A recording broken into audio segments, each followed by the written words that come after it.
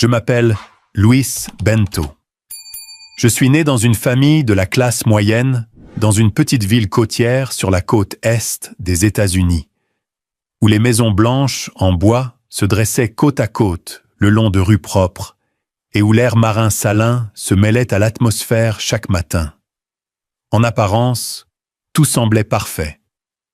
Mon père, Steven Bento, était un ingénieur en construction avec un revenu stable. Et ma mère, une douce professeure d'université, souriait toujours à tout le monde. Nous vivions dans une maison à 2 étages, avec un petit jardin à l'arrière, où je courais souvent avec un vieux ballon. Mais la vie n'est pas toujours ce qu'elle semble être. Quand j'avais 6 ans, un terrible accident de voiture a emporté ma mère à jamais. C'était un après-midi pluvieux, le ciel gris et menaçant, comme s'il annonçait le malheur.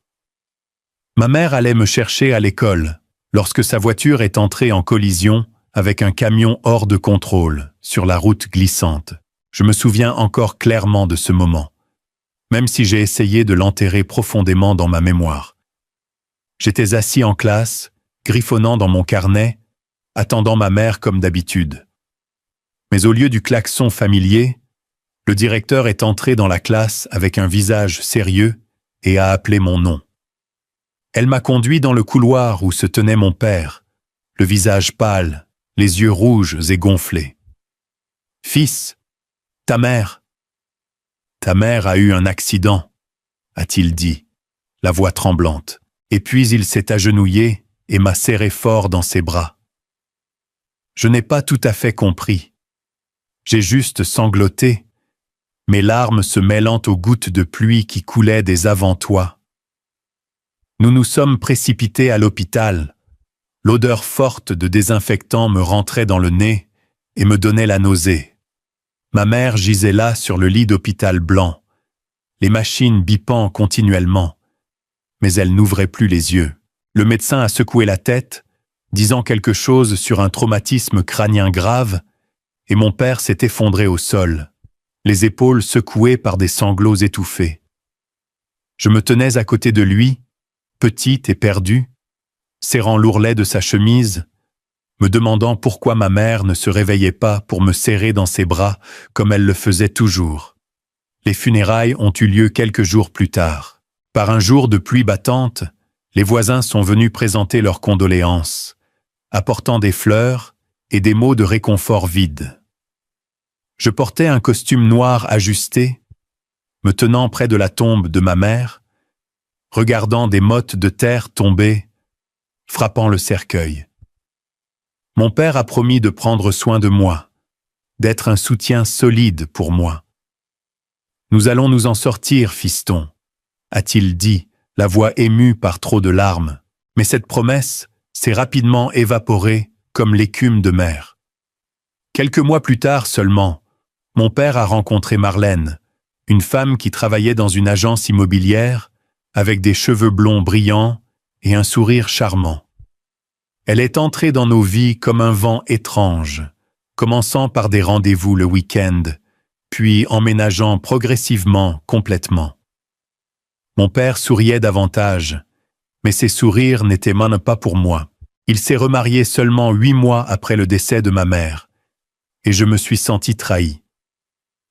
« Pourquoi si tôt, papa ?» me suis-je demandé silencieusement, mais je n'ai pas osé le dire à voix haute. J'avais seulement 6 ans et demi. Comment pouvais-je comprendre la solitude des adultes? Marlène a emménagé avec des valises de vêtements et des bijoux étincelants. Au début, elle a essayé d'être amicale, cuisinant des repas élaborés et me posant des questions sur mon école.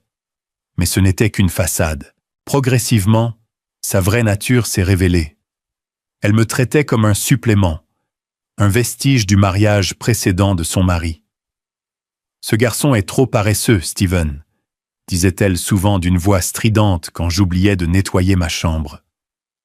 Mon père, au lieu de me défendre, hocherait simplement la tête et dirait « Il apprendra ». Il est devenu indifférent, comme si la présence de Marlène avait comblé le vide dans son cœur, me repoussant en marge. Je me souviens des soirées familiales, ou plutôt de Marlène et mon père, réunis. Ils riaient et parlaient de projets de voyage professionnels, pendant que je m'asseyais seul dans le coin de la table, picorant ma nourriture en silence. Si j'ouvrais la bouche pour demander quelque chose, Marlène jetait un coup d'œil de côté. Les enfants ne devraient pas interrompre les conversations des adultes. Je suis progressivement devenu plus silencieux, plus renfermé. Puis un jour, Erika est née 2 ans après le remariage de mon père. Ma demi-sœur, du même père mais d'une mère différente, était une jolie petite fille aux grands yeux ronds et au sourire radieux. Dès la naissance d'Erika, tout a complètement changé. Marlène dorlotait sa fille comme un trésor, lui achetant des vêtements chers, des jouets importés, et mon père faisait de même. Il passait tout son temps libre à jouer avec Erika, la promenant dans le jardin, lui chantant des berceuses. « Ma précieuse fille », disait-il, la voix pleine d'affection, tandis qu'avec moi, il ne posait que de brèves questions. « Comment sont tes études ? As-tu dîné ?» Je me sentais comme un fantôme dans la maison, invisible et sans amour. Puis, pour mes anniversaires, j'espérais un gâteau et des cadeaux. Mais Marlène disait souvent « Cette année, nous nous contentons d'un dîner ». Pendant ce temps, pour l'anniversaire d'Erika, la maison était somptueusement décorée, bondée d'invités, et elle recevait toutes sortes de jouets. Je m'asseyais dans ma chambre, en serrant un oreiller et en pleurant silencieusement, me demandant pourquoi je n'étais pas digne d'amour comme elle. Les scènes quotidiennes à la maison me font suffoquer chaque fois que je m'en souviens. Tôt le matin, Marlène se levait pour préparer le petit déjeuner d'Erika, pain grillé avec de la confiture de fraises, lait chaud, tandis que je me préparais des céréales froides du réfrigérateur. « Tu es assez grand, prends soin de toi », disait-elle, la voix froide. Mon père, lisant le journal, ne levait pas les yeux. J'allais à l'école l'estomac vide, mais je n'osais pas me plaindre. À l'école, j'étais le garçon silencieux avec peu d'amis, craignant que s'ouvrir ne conduise à la douleur. Une fois, j'ai été victime de harcèlement dans la cour. Un groupe de garçons plus âgés m'a poussé, jetant mon sac à dos partout. Je suis rentré avec les genoux ensanglantés, courant dans la cuisine, en pleurant. Marlène nourrissait Erika et j'ai jeté un coup d'œil. « Quels ennuis as-tu causé maintenant ? Ne fais pas de bruit. Le bébé mange. » Mon père est sorti de son bureau, a regardé la blessure et a dit « Nettoie-la, fiston. Les hommes doivent être forts. » Personne ne me l'a bandé. Personne n'a demandé. Je suis allé dans la salle de bain tout seul, les larmes se mêlant à l'eau du robinet, nettoyant la blessure avec une vieille serviette. Je n'avais que 9 ans à l'époque, mais j'avais déjà appris à me guérir moi-même. Pas seulement les blessures physiques, mais la douleur dans mon cœur. Progressivement, ces expériences ont façonné mon caractère. Je suis devenu silencieux, parlant peu comme un moyen de me protéger. Pas de dispute avec Marlène, pas de demandes à mon père. Je faisais simplement et silencieusement les corvées, étudiais et rêvais. Mais à l'intérieur, ma résilience grandissait.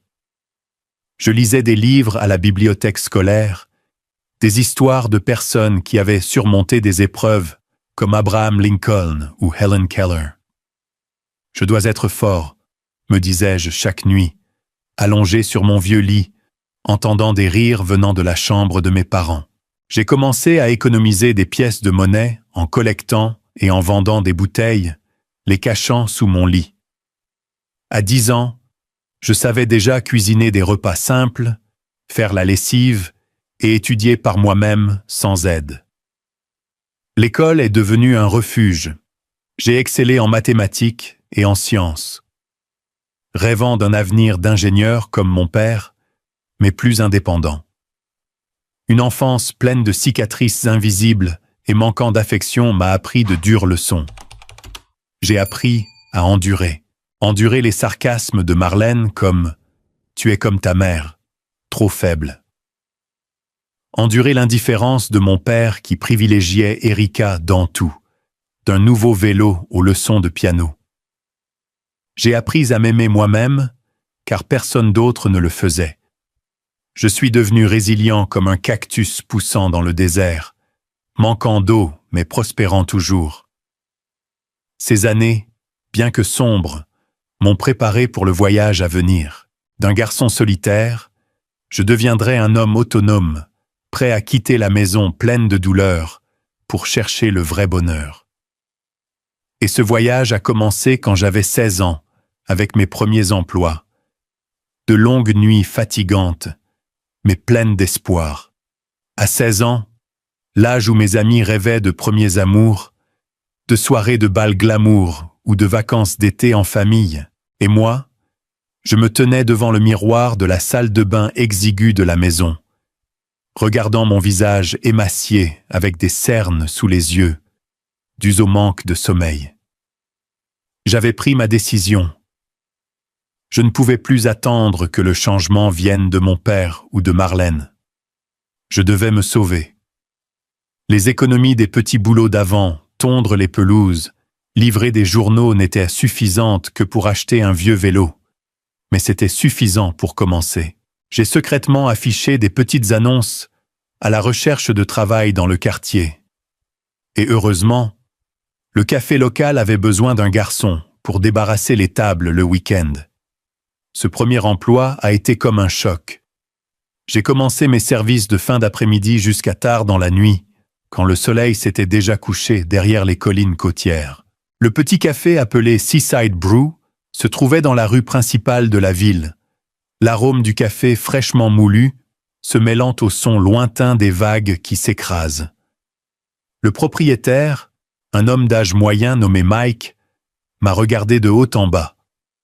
« Tu es sûr, gamin? Ce travail n'est pas facile. Tu dois servir les tables, laver la vaisselle et sourire aux clients, peu importe la fatigue. » J'ai hoché fermement la tête. « Je peux le faire, monsieur. » Hi. Et juste comme ça, je suis entré dans le monde du travail où personne ne me choyait, mais personne ne me rejetait pour des raisons personnelles non plus. Les premiers jours ont été horribles. Je rentrais avec les pieds endoloris, les vêtements puant la graisse. Une fois, j'ai renversé un plateau d'eau sur une cliente difficile, une vieille dame aux cheveux blancs comme neige, assise et lisant le journal. Elle a crié fort « Enfant maladroit, appelle le gérant !» Mon cœur battait, une sueur froide me parcourait, pensant que je serais licencié sur le champ. Mike est sorti, s'est excusé auprès de la cliente, puis m'a tiré dans la cuisine, pour la première fois. Tout le monde fait ça. Apprends-en et ne laisse pas ça se reproduire. Pas de réprimande, pas de moquerie comme Marlène. Juste des conseils directs.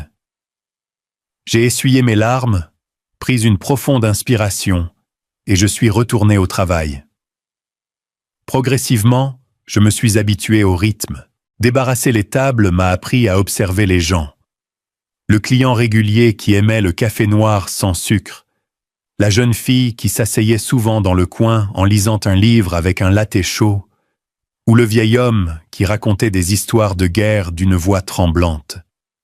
J'ai appris à feindre un sourire, cachant la solitude intérieure. À la fin de la semaine, lorsque j'ai reçu mon premier chèque de paie, une liasse de billets froissés, j'ai tremblé en le comptant encore et encore.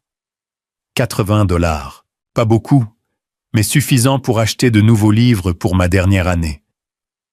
J'ai caché l'argent sous le lit à côté des pièces de monnaie d'avant. Marlène a commencé à devenir suspicieuse en me voyant rentrer tard. « Où as-tu traîné ? N'embarrasse pas la famille. » Mon père a simplement hoché la tête. Il a grandi, Marlène. Pas de soutien, pas d'encouragement. Mais je n'en avais plus besoin. Je construisais mon propre avenir. Puis est arrivée ma 18e année. comme un seuil vers la liberté. J'ai obtenu mon diplôme de fin d'études secondaires avec une bourse partielle pour l'université locale, une école publique à 2 heures de bus.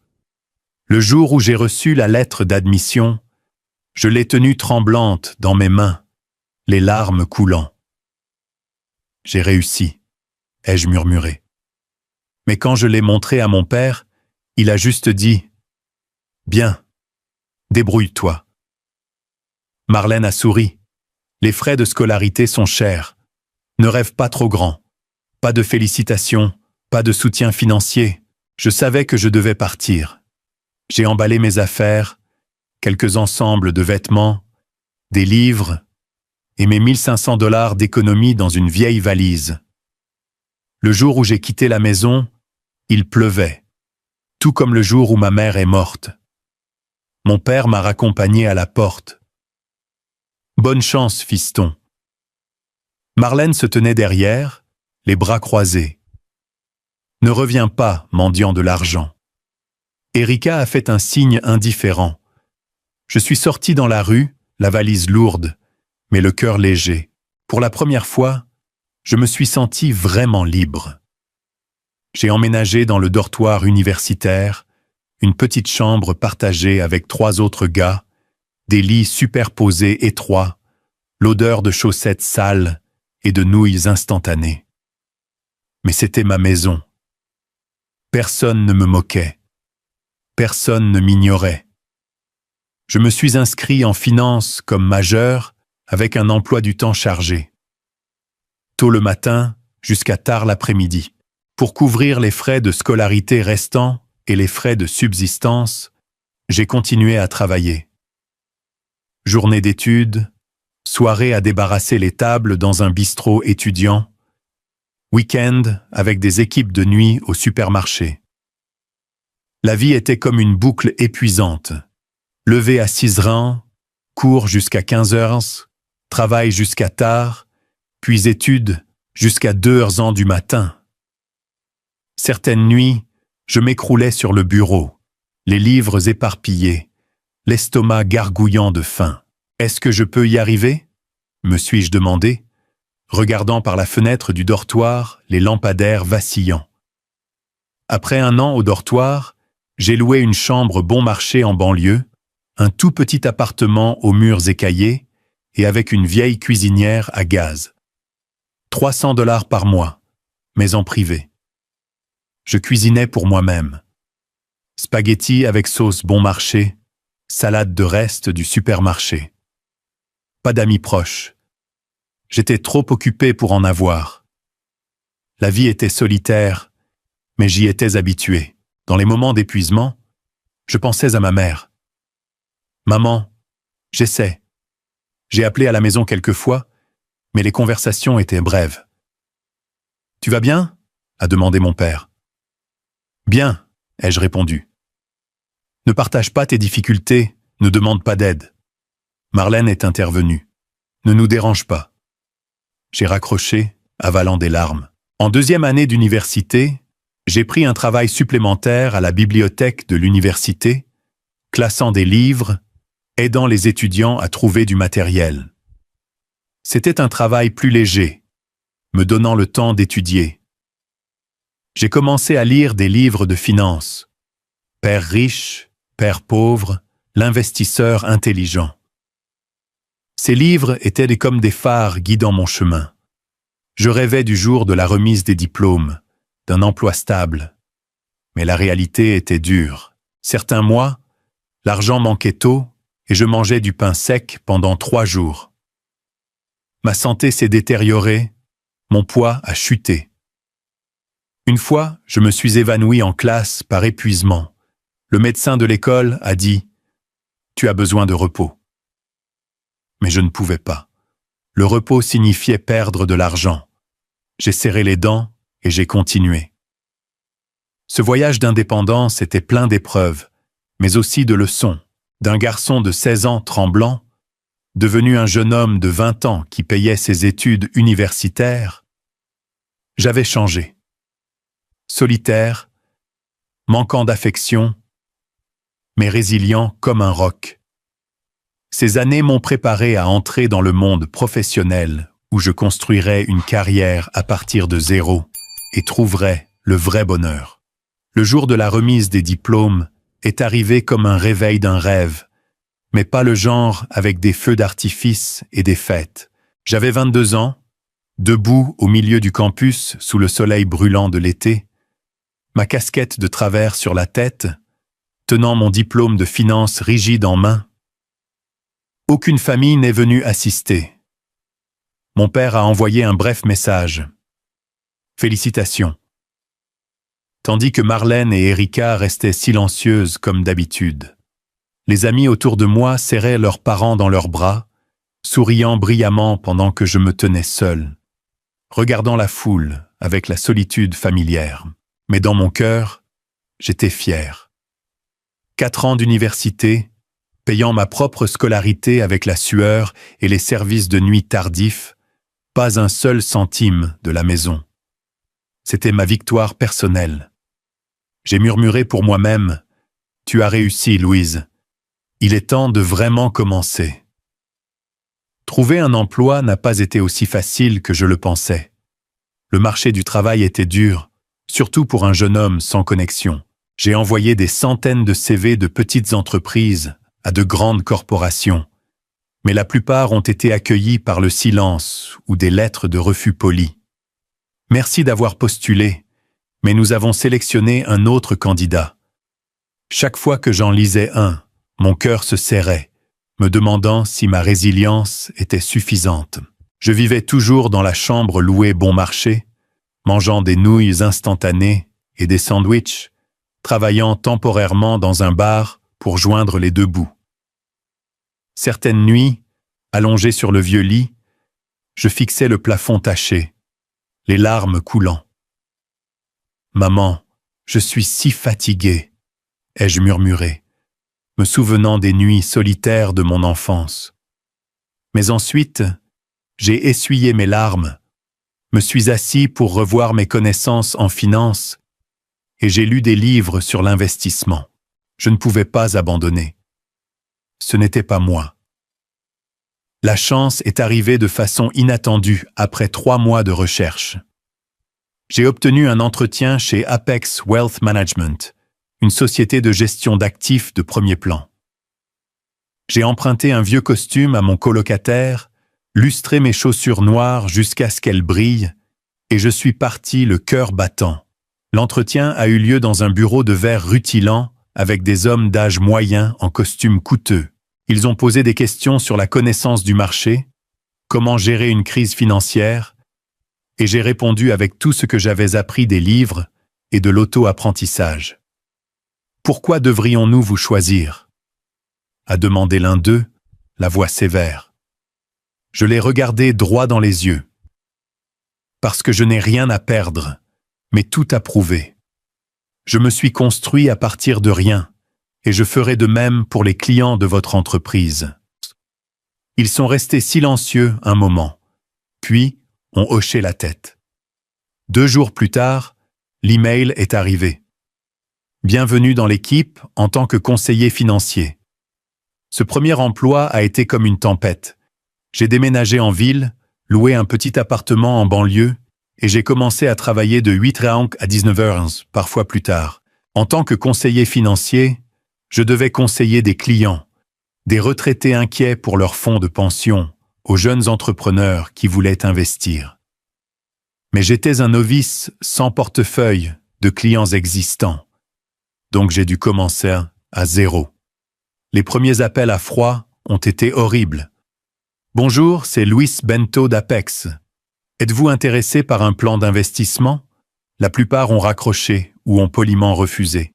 Une fois, un client âgé m'a crié dessus pour un conseil erroné mineur, en fait une erreur système, mais j'ai dû en assumer la responsabilité.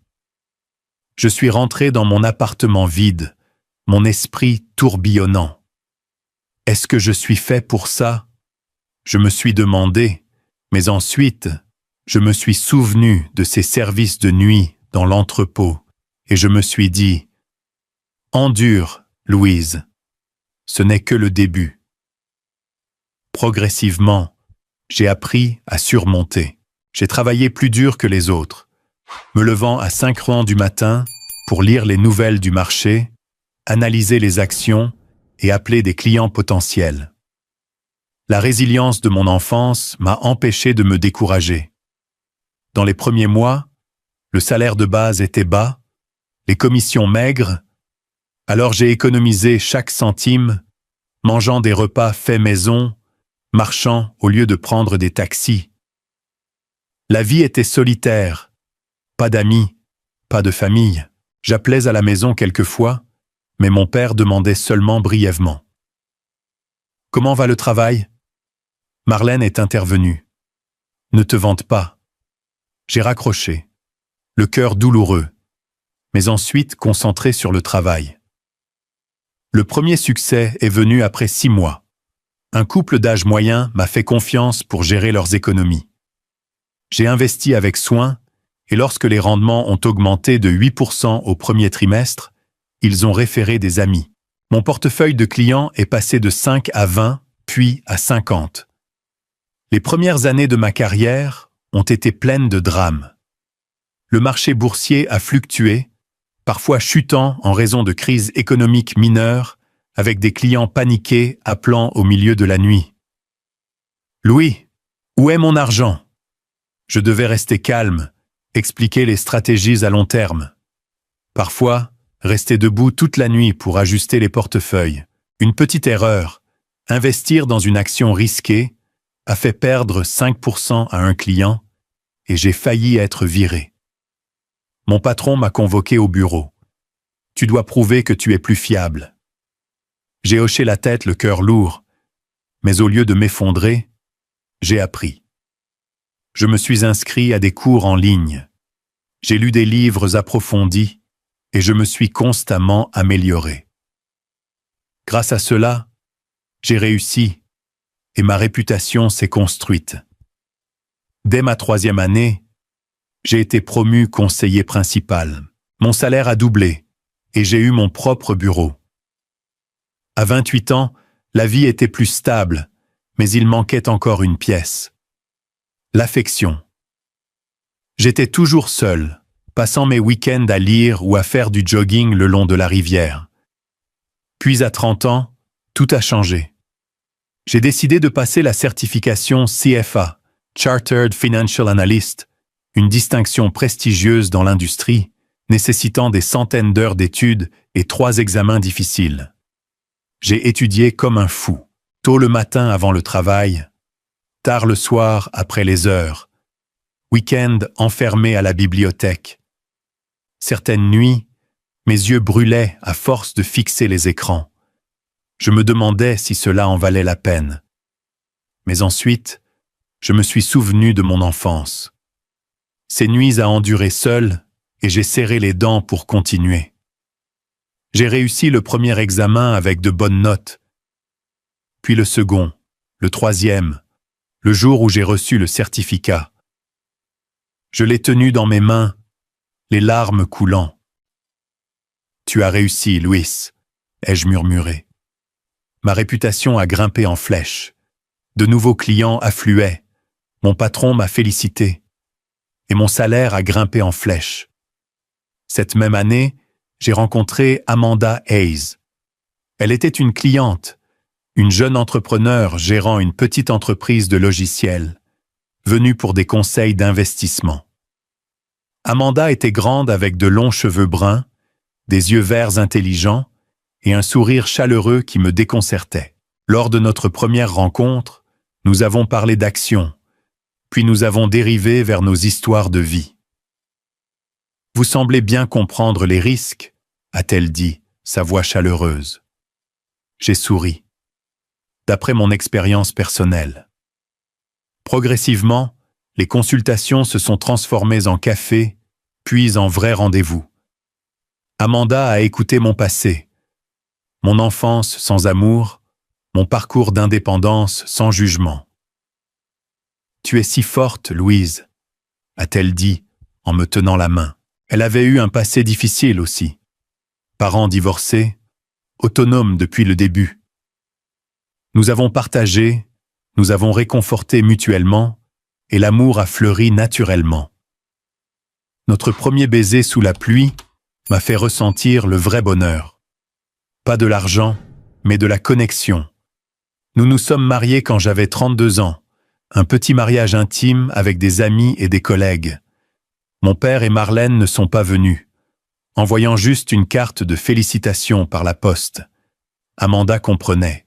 Ta vraie famille, ce sont ceux qui sont avec toi maintenant.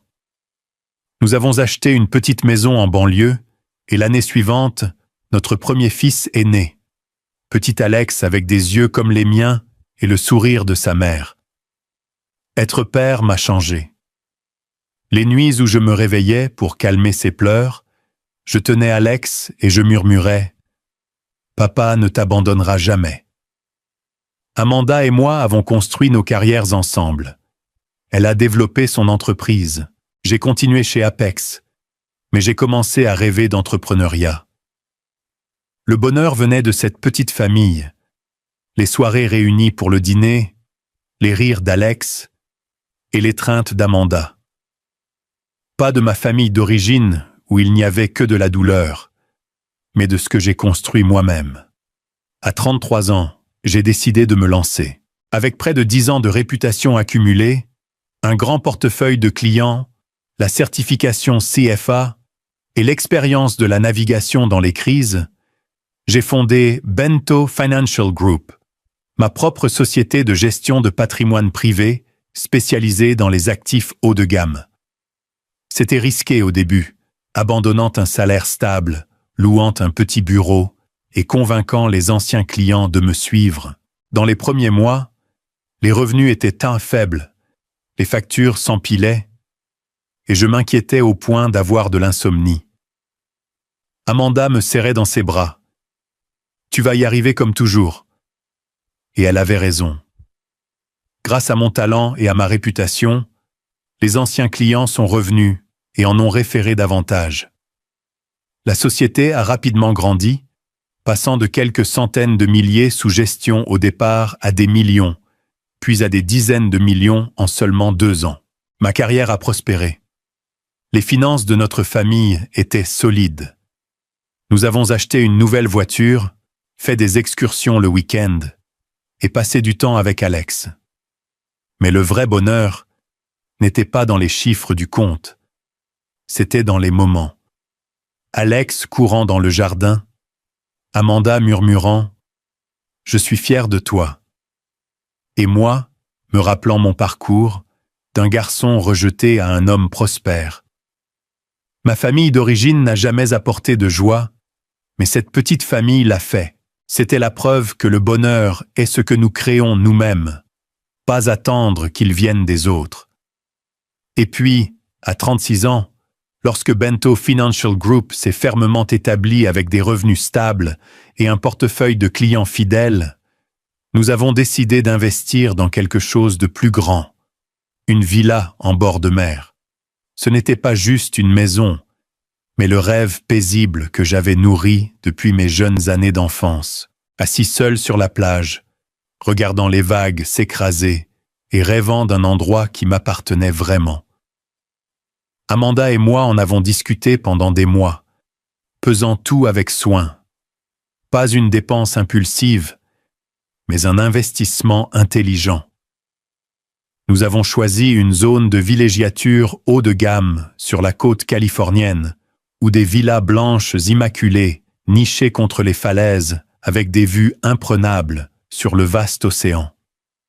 Valeur 2,9 millions de dollars. Ce chiffre m'a fait cligner des yeux plusieurs fois en signant le contrat, mais cela valait chaque centime. La villa n'était pas seulement pour les vacances en famille, elle pouvait également être louée via des plateformes comme Airbnb, générant des revenus passifs, une stratégie financière que j'avais apprise de mes années en tant que conseiller. Le processus d'achat de la villa était plein d'excitation, comme une nouvelle aventure. Nous avons volé pour la voir plusieurs fois, marchant le long de la plage privée, respirant l'air salin mêlé au parfum des fleurs sauvages. La villa de 3 étages avait un design moderne, avec de grandes portes vitrées, accueillant la lumière du soleil, une piscine à débordement surplombant la mer et un jardin verdoyant avec des palmiers ondulants. Le salon spacieux comportait une cheminée en pierre. La cuisine était entièrement équipée d'installations modernes et il y avait 4 chambres, une pour Alex, une pour le deuxième enfant que nous attendions. Amanda était enceinte de 3 mois, et les autres pour les invités. Je me souviens clairement du jour où nous avons signé les papiers au bureau immobilier. Ma main tremblait légèrement en apposant mon stylo sur le papier. « C'est à nous maintenant, mon amour », murmura Amanda, sa main sur son ventre, ses yeux pétillants. Je l'ai serré dans mes bras, ressentant la chaleur familière et pensant « C'est le symbole de 20 ans d'efforts partant de rien, des services épuisants de garçons de chariot, aux nuits sans sommeil pour étudier le CFA, et maintenant, un petit mais solide empire financier. » La première fois que toute la famille est allée à la villa, c'était un chaud après-midi d'été avec un soleil doré, éclatant, brillant sur la mer scintillante. Nous avons conduit depuis la ville, Alex assis sur la banquette arrière, chantant avec enthousiasme à la radio, tenant son jouet de super-héros. « Papa, il y a des requins dans l'océan ?» demanda le garçon, les yeux écarquillés. J'ai ri, jetant un coup d'œil à Amanda, souriant dans le rétroviseur. « Oui, mais nous nagerons en toute sécurité. » Lorsque la voiture a tourné dans l'allée du complexe, le garde a hoché la tête en signe de salut, et la route pavée de pierre menant à la villa est apparue comme un rêve. Nous nous sommes garés, sommes sortis, et la brise marine s'est précipitée, portant le son rythmique des vagues qui s'écrasent. Alex a applaudi, courant sur le sable blanc et fin, pieds nus, entrant dans les vagues douces. « Maman, regarde, j'ai trouvé un coquillage !» a-t-il crié, revenant avec un coquillage brillant à la main. Amanda et moi nous tenions sur le porche de la villa, main dans la main, regardant notre fils jouer. Je l'ai serré par derrière, mon menton reposant sur son épaule. « Tu sais, c'est ce dont je rêvais enfant. Un endroit où personne ne peut me chasser. » Elle s'est retournée, m'embrassant légèrement sur les lèvres. « Tu le mérites, Louise. » Nous avons construit tout cela. Nous sommes entrés, explorant chaque recoin, la cuisine avec le réfrigérateur rempli de nourriture que nous avions apportée, la chambre principale avec un lit king size donnant sur la mer, et la piscine où l'eau cristalline reflétait le ciel. Ce soir-là, nous avons fait un barbecue dehors, l'odeur de la fumée se mêlant au rire. Alex courait autour de la piscine, éclaboussant partout, puis s'est endormi épuisé sur mes genoux. Amanda et moi nous sommes assis près du foyer, tenant des verres de vin, regardant les étoiles scintiller dans le ciel noir profond. « Merci d'être à mes côtés », ai-je murmuré. Elle a souri. « Merci de m'avoir donné une vraie famille. » Cette scène était à l'opposé de mon enfance sombre. À l'époque, les vacances à la plage avec mon père et Marlène n'étaient en que douloureuses. Je m'asseyais seul sous le parapluie, entendant Erika et ses rires pendant que mon père lisait indifféremment le journal. Pas d'acclamation, pas de câlin, juste l'isolement. Maintenant, ici, avec Alex riant et jouant sur la plage et Amanda à mes côtés, je me sentais guéri. La villa n'était pas juste de la brique et du bois. C'était la preuve du pouvoir de la résilience. Nous sommes restés 1 semaine, savourant chaque instant. Jogging matinal le long du rivage, baignade en milieu de journée, après-midi de lecture sous les arbres. Lorsqu'elle était louée, la villa procurait des revenus stables, quelques milliers par mois de touristes, mais sa vraie valeur résidait dans les souvenirs que nous créions. Je ne m'attendais pas à ce que ce rêve paisible soit troublé par des fantômes du passé. La nouvelle de la villa est parvenue par hasard aux oreilles de mon père et de Marlène, peut-être par l'intermédiaire d'Erika. Lorsque j'ai appelé à la maison pour son anniversaire et que j'ai accidentellement mentionné un peu la nouvelle maison en bord de mer lors de notre conversation maladroite. Environ 3 jours après l'anniversaire d'Erika, mon téléphone a sonné et la voix stridente et familière de Marlène est venue de l'autre bout, me faisant frissonner. « Louise, j'ai entendu parler par Erika que tu as acheté une villa en bord de mer. Haut de gamme, hein ?» dit-elle tout de suite sans salutation ni demande sur ma santé. J'étais silencieux une seconde, essayant d'avaler mon ressentiment. Puis j'ai répondu « Oui, madame. C'est un investissement de ma femme en moi. » Elle a ricané, son rire résonnant au téléphone comme un coup de couteau. « Quel investissement! Tu es riche maintenant. Moi et ton père voulons venir passer quelques jours, juste ce week-end. Erika viendra aussi. Considérez cela comme une réunion de famille. » Tiens, mon cœur s'est serré. Réunion? Depuis quand me considérait-il comme une famille? Mais alors la voix de mon père est intervenue de loin. « Fiston, laisse tes parents rester quelques jours. Après tout, nous sommes du sang. » J'ai serré les dents, pensant à ma mère biologique, pensant aux années solitaires, mais finalement, à contre-cœur, j'ai accepté. « D'accord, mais je vais m'arranger par l'intermédiaire du directeur du complexe. Ils prépareront les chambres. J'ai dit cela pour maintenir une distance, ne voulant pas qu'ils pensent que c'était une maison privée que je pouvais ouvrir à tout moment. La première fois qu'ils sont venus, je n'étais pas là. J'avais intentionnellement planifié mon travail pour éviter cela. J'ai juste envoyé la clé électronique via une application et j'ai demandé au personnel du complexe de surveiller. Ils sont restés 3 jours, du vendredi au dimanche. Quand ils sont partis, Marlène a appelé pour remercier superficiellement, mais en y mêlant des plaintes. Les chambres sont belles, mais le réfrigérateur est vide. Pas de nourriture prête. La prochaine fois, préparez-vous correctement. D'accord? J'ai avalé, en répondant. Je prends note. Mon père était silencieux, se contentant de s'éclaircir la gorge en arrière-plan. Erika a envoyé un message. « Merci, frangin. La plage est belle. » Au moins, elle était polie.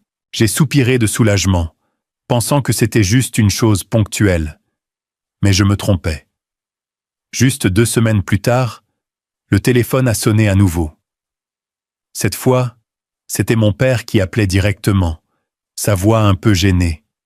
« Fiston, à la fin de ce mois, ta mère et moi voulons revenir à la villa. Marlène est stressée par le travail. Elle a besoin de se reposer. Juste 4 jours. » J'ai cligné des yeux, regardant Amanda assise à côté de moi, secouant la tête avec consternation. « Papa, la villa a des locataires qui arrivent ce week-end. » ai-je répondu, en essayant de refuser poliment. Mais Marlène a saisi le téléphone. « Alors annule-les. Tu es si riche. Qu'est-ce que quelques petites sommes d'argent? Loula une autre fois. Privilégie la famille. » J'ai senti le sang affluer à mon visage, mais je me suis retenu à nouveau. « D'accord, je m'arrangerai. » Progressivement, les demandes sont devenues plus fréquentes, comme une mauvaise habitude qui se propage. Ils venaient sans préavis. Une fois, j'ai reçu une notification du système de sécurité à minuit, voyant la voiture de mon père garée à l'entrée. Maman et papa sont arrivés soudainement. Erika veut nager dans la mer. Un message hâtif de mon père. J'ai dû annuler la location en urgence, perdant quelques centaines de dollars de compensation pour les touristes. Ils ont commencé à demander la meilleure chambre, la suite parentale avec vue sur la mer, et à se plaindre si la nourriture dans le réfrigérateur ne correspondait pas à leur goût. Pourquoi pas de fruits de mer frais? Marlène aime le homard, a appelé mon père au téléphone une fois. J'ai envoyé de la nourriture par service de livraison, dépensant encore quelques centaines de dollars. Mais mon cœur s'est alourdi. Amanda s'inquiétait. « Chérie, ils en abusent maintenant. C'est notre maison, pas un hôtel gratuit. » Je l'ai serré dans mes bras, murmurant « Je sais, mais je ne veux pas faire de gros problèmes. Après tout, c'est mon père biologique. » Mais chaque fois qu'il partait, la villa semblait violée. Draps sales, affaires en désordre, et un sentiment inconfortable persistant comme des taches de mon enfance refaisant surface. Je me sentais mal à l'aise, mais j'endurais toujours, pensant que si j'endurais un peu plus, il s'ennuierait. Mais ensuite, tout s'est intensifié avec l'appel fatidique de Marlène. Un appel qui m'a profondément choqué, et la rage a surgi comme des vagues furieuses. C'était un mardi matin ordinaire, alors que j'étais assis dans le bureau de Bento Financial Group, contemplant par la fenêtre la ville animée, tenant une tasse de café fumante dans ma main. Mon téléphone a vibré. L'écran affichant le nom Marlène, un nom que je connaissais désormais trop bien à travers des appels exigeants.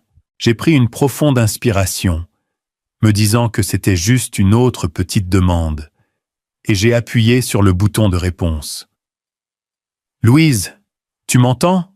commença-t-elle immédiatement, sa voix stridente traversant mon atmosphère paisible comme un couteau. « Oui, je t'entends, » ai-je répondu, en essayant de garder ma voix calme. Mais ces mots suivants ont fait monter mon sang à la tête, comme une bombe explosant. Erika est sur le point de présenter son futur fiancé à la famille. Le garçon s'appelle Ryan, issu d'une famille aisée, travaillant dans la technologie. Ses futurs beaux-parents viennent aussi. Ses parents viennent de New York et veulent voir à quoi ressemble la maison. De plus, mes proches viennent aussi. Tantes, oncles, cousins, probablement près de 20 personnes au total. Ce sera 3 semaines pendant les prochaines vacances d'été qui commencent la semaine prochaine. Prépare la villa. Nettoie-la soigneusement. Assure-toi que toutes les chambres sont prêtes. Le réfrigérateur doit être rempli de nourriture fraîche, de fruits de mer, de viande à griller, de vin. J'aime ce vin rouge français. Le petit déjeuner doit être prêt chaque matin. Engage un chef si nécessaire. Ne laisse rien manquer, ou les beaux-parents penseront que notre famille est avare. Elle a déversé un torrent comme si elle donnait des ordres à un serviteur, sans un seul mot demandant mon avis. Et même pas un « Est-ce que tu es d'accord ?» Je suis resté là, stupéfait, serrant le téléphone si fort que mes jointures sont devenues blanches. 3 semaines, près de 20 personnes. Pensait-il que la villa était un hôtel gratuit?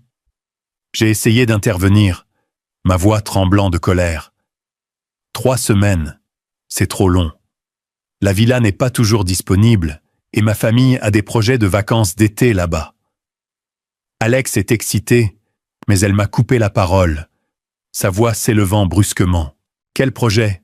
Tu peux juste louer une autre villa pour une escapade temporaire. » C'est un événement majeur pour Erika, le bonheur de toute sa vie. Ton père a déjà accepté. Ne sois pas égoïste, Louis. Je raccroche maintenant. Tu t'occupes des préparatifs. Le son de la tonalité de déconnexion a résonné, me laissant assis là, le cœur battant, le visage rouge de honte. La rage a surgi comme des vagues furieuses dans l'océan. Comment osait-il? Il ne m'avait jamais traité comme un fils, ne m'avait jamais soutenu d'un seul centime. Et maintenant, il s'emparait effrontément de ce que j'avais construit avec ma propre sueur et mes larmes. Ma famille devait renoncer à nos vacances d'été. Les jours qu'Alex attendait avec impatience pour construire des châteaux de sable. Amanda et moi nous relaxant au bord de la piscine pour cette bande. J'ai claqué mon poing sur le bureau. Le café éclaboussant partout. J'ai décidé que je ne supporterais plus ça. Mon père et ma belle-mère avaient franchi la ligne et je leur donnerais une leçon appropriée. 3 semaines plus tard, ils sont arrivés à la villa comme une armée d'invasion, transformant mon rêve paisible en un cauchemar chaotique.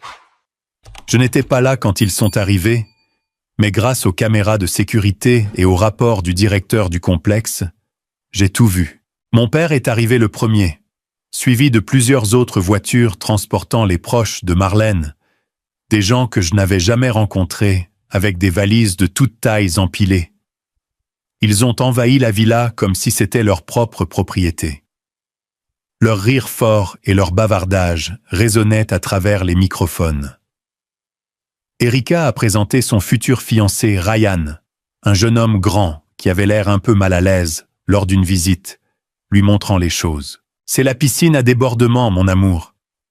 Après notre mariage, nous viendrons ici souvent. » Marlène, quant à elle, guidait les futurs beaux-parents d'Erika, un couple âgé au visage sévère, partout, se vantant sans arrêt. « C'est notre villa achetée par mon mari pour préparer Erika après son mariage. Très luxueux, n'est-ce pas? Nous y passons souvent nos vacances. J'ai regardé à travers l'application, mon sang bouillant. Son mari l'a acheté. C'était mon argent, ma sueur. Ils ont fait la fête bruyamment dès le premier jour, utilisant toutes les commodités comme s'ils n'avaient pas à payer. La piscine résonnait de musique rock provenant d'enceintes portables, une épaisse fumée de viande grillée s'élevait, des bouteilles de vin vides roulaient sur le porche. Les proches de Marlène, des femmes d'âge moyen au rire strident, des hommes fumant des cigares, ont envahi toutes les chambres, se pressant même sur les canapés pour dormir. Ils ont cuisiné leur propre repas, mais le réfrigérateur entièrement rempli que j'avais préparé a été vidé en quelques jours seulement. Homard, steak de bœuf, fruits importés, tout a disparu dans des fêtes qui duraient tard dans la nuit. Erika flattait ses futurs beaux-parents. Cette villa est spacieuse. Après le mariage, nous organiserons des fêtes ici. Considérez-la simplement comme votre propre maison. J'ai serré les poings, regardant les caméras avec un cœur qui me faisait mal, comme s'il était coupé en morceaux. Il trompait, s'emparait, transformant ma réussite en outil de parade. J'ai décidé de passer faire un contrôle le deuxième week-end, prétendant rendre visite à la famille. Quand je suis entré, la scène m'a choqué. La villa était en désordre, comme après une tempête, canettes de bière éparpillées partout, serviettes mouillées dégoulinant sur le sol, l'odeur de la fumée de cigarettes mêlée aux fruits de mer grillés. Le personnel du complexe, qui savait très bien que j'étais le propriétaire, me regardait avec des expressions embarrassées. Un nettoyeur a murmuré « Patron, ils ont dit que c'était leur maison. Nous n'avons pas osé dire quoi que ce soit. » Marlène m'a vu et a souri faussement. « Louise est là. Venez vous joindre à la fête. Nous faisons griller de la viande. » Mon père était assis dans un coin, évitant mon regard, pendant qu'Erika serrait Ryan. Mon frère est là. Mais dans mon cœur, la colère avait atteint son paroxysme. Ils n'étaient pas reconnaissants. Ils exploitaient seulement. Je suis resté silencieux, forçant un sourire. Mais dans mon esprit, j'avais déjà décidé qu'ils avaient besoin d'une leçon qu'ils n'oublieraient jamais. Un retournement de situation qui les réveillerait. Je suis parti sans rester, mon cœur bouillant, attendant le moment du jugement. 3 semaines se sont écoulées comme un cauchemar prolongé, mais j'avais planifié méticuleusement en coordination avec le directeur du complexe, un homme d'âge moyen nommé Tom, qui connaissait bien la situation et sympathisait avec moi après que j'ai brièvement partagé mon passé. « Patron, je m'en occuperai selon la procédure », a murmuré Tom au téléphone quelques jours avant leur départ. J'ai hoché la tête dans mon bureau, ressentant un calme inhabituel au milieu de la colère. Le dernier matin, alors que le soleil venait de se lever sur la mer, scintillant à travers les portes vitrées de la villa, ils ont commencé à faire leurs bagages, ou plutôt à jeter à la hâte des valises dans les voitures. Leur rire résonnant encore comme s'ils avaient eu de parfaites vacances gratuites. Marlène criait des ordres à ses proches. « Dépêchez-vous, le vol est cet après-midi. Erika, as-tu apporté les cadeaux pour les beaux-parents » Mon père tripotait les bagages, évitant le contact visuel avec quiconque, tandis qu'Erika serrait Ryan dans ses bras, lui murmurant des mots doux. Ses futurs beaux-parents, le couple âgé aux expressions satisfaites, pensant probablement que cette famille était très riche, se tenaient à l'écart, tenant des sacs de marque. Ils se sont déplacés en groupe vers le comptoir d'enregistrement dans le hall principal du complexe. Un espace spacieux, avec des sols en marbre brillant, des ventilateurs de plafond bourdonnants et une légère odeur de lavande provenant des diffuseurs. Le hall était assez bondé à ce moment-là. Quelques autres touristes qui partaient, un jeune couple avec des valises roulantes qui discutaient joyeusement, une famille de 4 personnes attendant de s'enregistrer avec des regards excités, et plusieurs réceptionnistes occupés à taper. Tom se tenait derrière le comptoir, vêtu d'un uniforme de veston noir soigné, un sourire professionnel sur ses lèvres, mais des yeux acérés comme des couteaux, prêts à exécuter le plan. La jeune réceptionniste à côté de lui, Lisa, une jeune fille d'environ 20 ans avec ses cheveux en queue de cheval, se tenait légèrement en retrait, le visage pâle après que Tom lui ait brièvement exposé la situation potentiellement tendue. « Bonjour, invité. J'espère que votre séjour a été agréable et relaxant, » a dit Tom. Sa voix égale, polie, mais ferme, puis a fait glisser la facture préimprimée sur le comptoir en bois brillant. Voici la facture totale pour 21 nuits de séjour.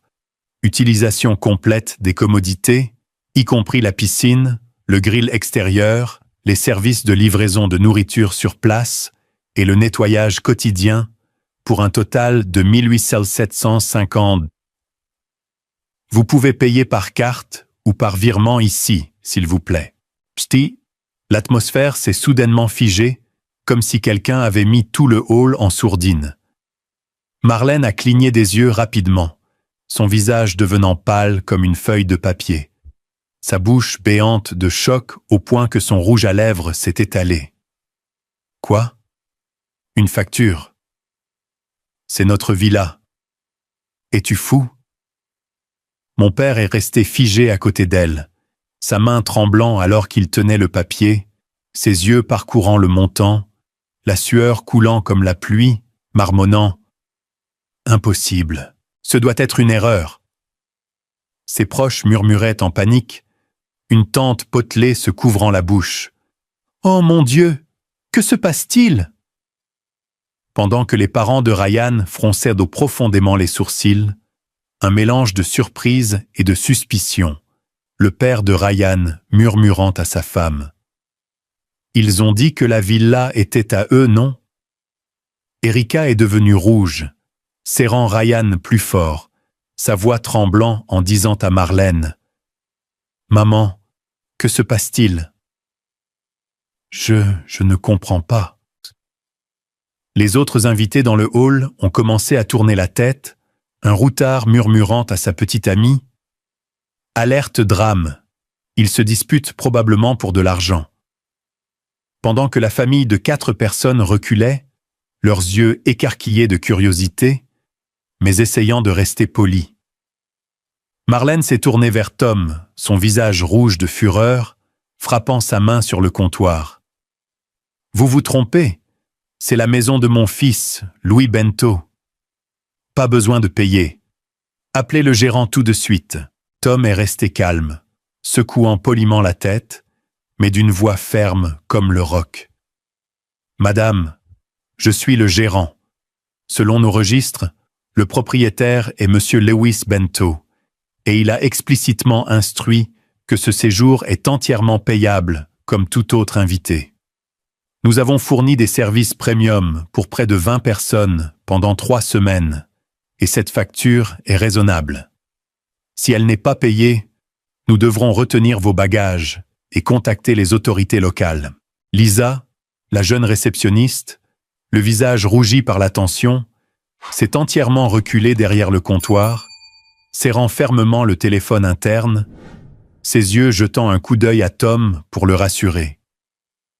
La sécurité du complexe, deux grands gars en uniforme noir se tenant dans le coin du hall, ont commencé à faire attention, l'un murmurant dans sa radio.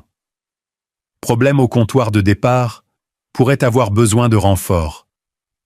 Le chaos a éclaté, Marlène a crié, sa voix stridente résonnant dans tout le quartier. Appelle Louise tout de suite. Ce bâtard ose nous tromper. Mon père a maladroitement sorti son téléphone, ses mains tremblant en composant mon numéro pendant que ses proches se rassemblaient pour les consoler. Mais les yeux des beaux-parents de New York étaient plus passés de la satisfaction à une méfiance glaciale. Mon téléphone a vibré. J'ai regardé l'écran et j'ai souri. Le numéro de mon père. J'attendais ce moment. Assis avec Amanda et Alex dans un coin caché du hall, nous avons été témoins de toute la scène chaotique et du mélange d'impuissance et de honte sur le visage de ma belle-mère. « Es-tu prêt ?» murmura Amanda, serrant ma main. J'ai hoché la tête. « Prêt, c'est la fin. » Nous sommes sortis, nous approchant du comptoir de départ. Alex s'est caché derrière sa mère, les yeux écarquillés, fixant avec étonnement le chaos devant nous. Marlène m'a repéré de loin et a chargé comme un animal sauvage, brandissant la facture froissée. « Qu'est-ce que tu fais, Louise ? C'est la villa de la famille. Pourquoi demander de l'argent ? Tu veux que je meure de honte ?» Mon père m'a regardé, les yeux rouges de colère et d'humiliation, sa voix bégayant. « Fiston, explique, c'est juste un malentendu, n'est-ce pas ?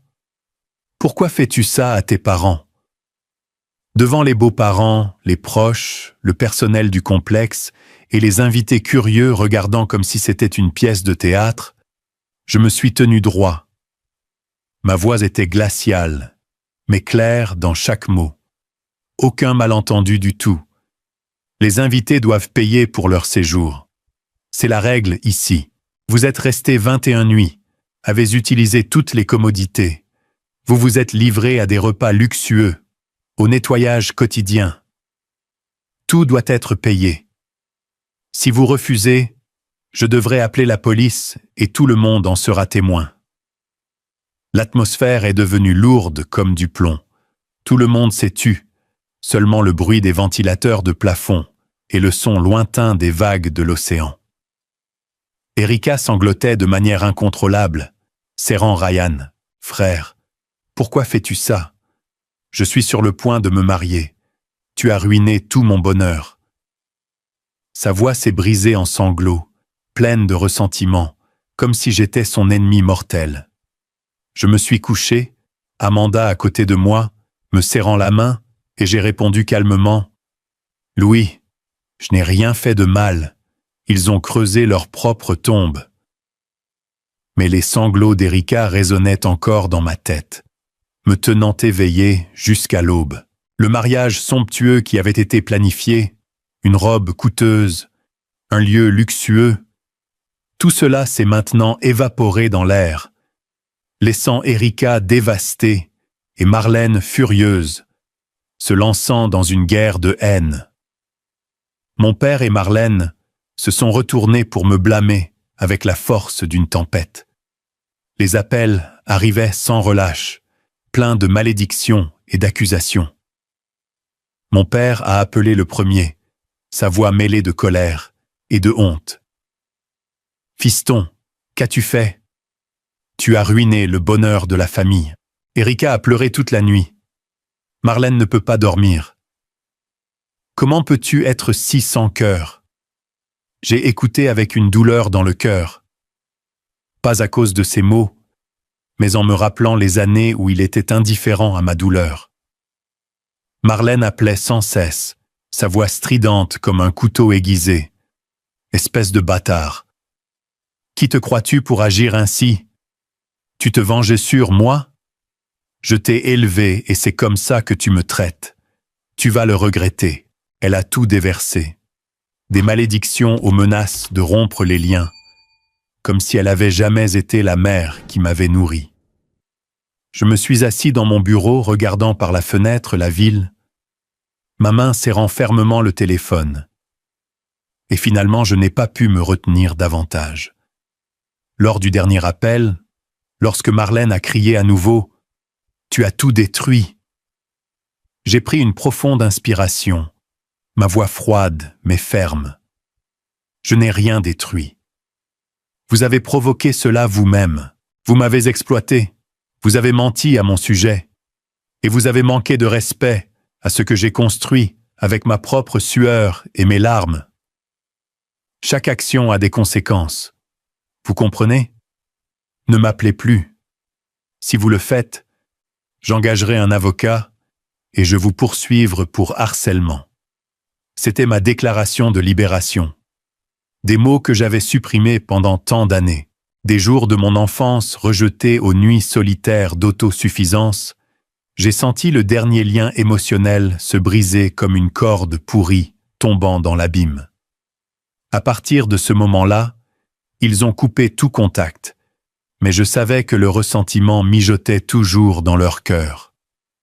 Erika n'a plus appelé, et j'ai appris par un parent éloigné qu'elle était tombée en dépression et avait dû consulter un thérapeute. Mon père a visiblement vieilli, tandis que Marlène se tournait pour lui reprocher d'avoir élevé un fils ingrat. Mais je n'avais aucun regret. C'était la leçon dont ils avaient besoin, même si elle arrivait tard. Et pour moi, c'était la vraie liberté, ouvrant la voie à un nouveau chapitre où je me concentrais sur ce qui comptait vraiment. Ma femme, mes enfants et ma carrière sans les fantômes du passé me hantant. Dès lors, ma famille, mon père et Marlène ont essentiellement coupé tous les liens. Pas d'appel, pas de message, pas d'enquête. Ils ont disparu de ma vie comme une brise passagère, laissant un vide qui ne causait plus de douleur, seulement du soulagement. J'ai entendu dire qu'ils avaient y vendu la vieille maison et déménagé dans une ville plus petite pour recommencer, Marlène continuant à colporter aux voisins sur son fils traître. Mais je ne m'en souciais plus. Pour moi, ce chapitre était clos. J'ai consacré toute mon énergie à Bento Financial Group. La société a connu une forte croissance. De nouveaux clients affluaient et nous avons agrandi le bureau, embauchant plus de personnel. Amanda a donné naissance à notre deuxième enfant, une belle petite fille nommée Robin, aux yeux verts comme sa mère et au sourire radieux qui faisait fondre mon cœur chaque matin au réveil.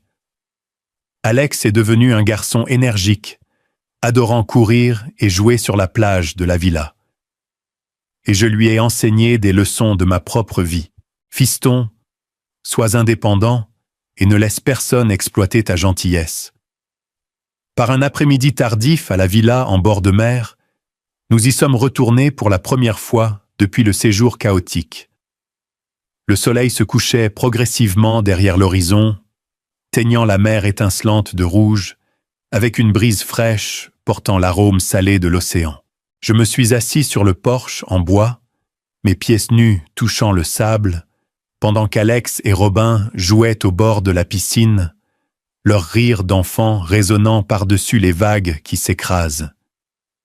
Amanda était assise à côté de moi, sa tête reposant sur mon épaule, sa main sur son ventre. Nous attendions notre troisième enfant.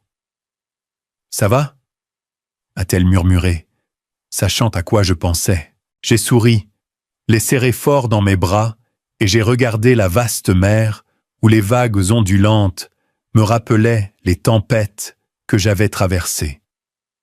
Les souvenirs de mon enfance ont refait surface.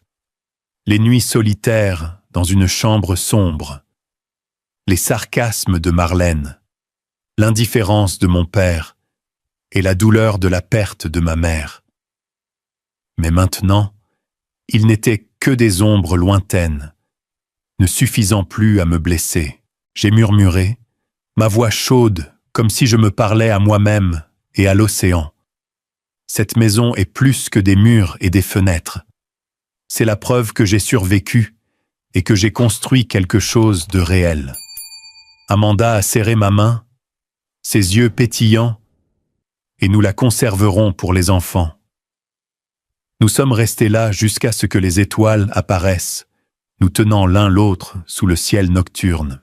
Et j'ai ressenti le vrai bonheur, pas l'argent ou le succès, mais l'amour sincère de ceux qui se sont vraiment tenus à mes côtés et m'ont respecté. En concluant cette histoire, je veux transmettre un message. La vraie famille n'est pas une question de lien du sang, mais de ceux qui vous respectent et vous soutiennent dans toutes les difficultés. Ne laissez pas le sang vous lier à des relations toxiques. Soyez assez courageux pour les couper, pour vous élever haut. Et mon dernier conseil de mon parcours, persévérez toujours. Soyez résilient, fort, apprenez et efforcez-vous sans relâche pour saisir ce que vous désirez dans cette vie. Car à la fin, vous méritez le bonheur que vous construisez de vos propres mains.